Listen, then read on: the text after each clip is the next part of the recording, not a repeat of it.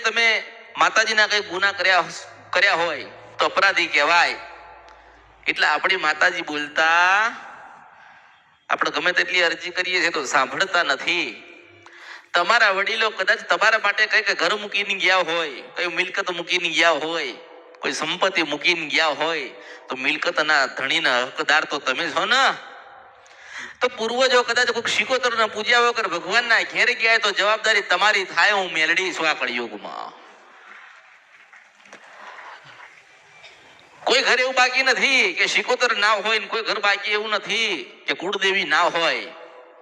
દરેકના ઘરે કાંઈક ને કાંઈક શિકોતર બેઠી હશે ને કાંઈક કુળદેવીના દીવા થતા હતા. આજે માનો કે નવું 20-25 વર્ષથી કોઈ બીજા દેવની ભક્તિ લાગી અને આપણે કુળદેવીથી અલગ થયા. દીવા 10 કરો પણ સાચો દીવો ઓલવાય નહીં ને, એનું ધ્યાન રાખીને કરજો. મેલડીશું 1000 મંદિરે જજો પણ આપણા ગામડે આપણી કુળદેવીને ખોટું લાગે ને કુળદેવી રહી ના જાય ને એવા મંદિરે જશો ને. એવું મેલડીશું. પહેલી પૂનમ ભરો તો આપણી કુળદેવીને ભરજો. પહેલો મંગળવાર કરો તો આપણી કુળદેવીનો કરજો. ધરતી માથે પગ મૂકો તો આપણા મુખમાંથી એવા શબ્દ નીકળવા જોઈએ કે હે મારી કુળદેવી ચામુંડ કે ખોડિયાલ કે કાળકા, માં તું રાજી થજે, રાજી થજે ને રાજી થજે ને રાજી થજે. દિવસ પડ્યો, દિવસ થયો એટલે જીવનની શરૂઆત થશે. કે આખા દિવસ દરમિયાન તમારાથી ખોટું બોલાતું હશે, ખોટું સંભળાઈ ગયું હશે, ખોટું થઈ ગયું હશે. તમે હિસાબ નથી રાખ્યા. તમે તો એવા હિસાબ રાખ્યા 6 મહિનાથી માતાજીના સાનિધ્યમાં જઈએ છે. તમે એવા હિસાબ રાખ્યા. તમે એવા હિસાબ રાખો છો કે અમે આટલા ઉપવાસ કર્યા. તમે એવા હિસાબ રાખો છો કે અમે માતાજીની માનતાને બાધા રાખી છે. તમે એવા હિસાબ રાખ્યા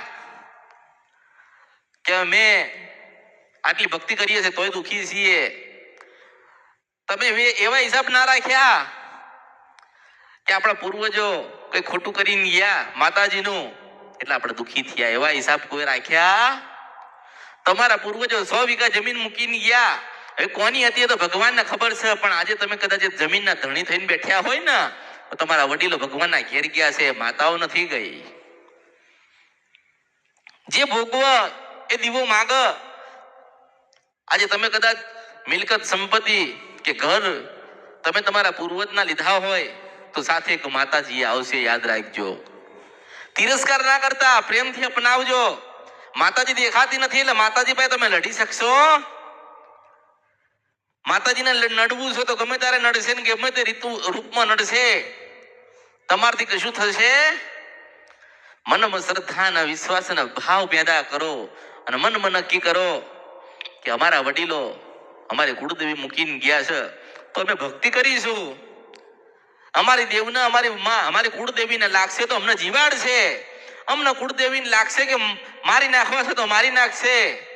જેને કુળદેવીના સાચા હૃદયથી ભક્તિ કરીને એને કોઈ દાડો નિરાશા ને કોઈ દાડો દુઃખ પડ્યું નથી. હું મેળવીશું. ક્યાં ભૂલા પડ્યા છો આ જીવનની અંદર?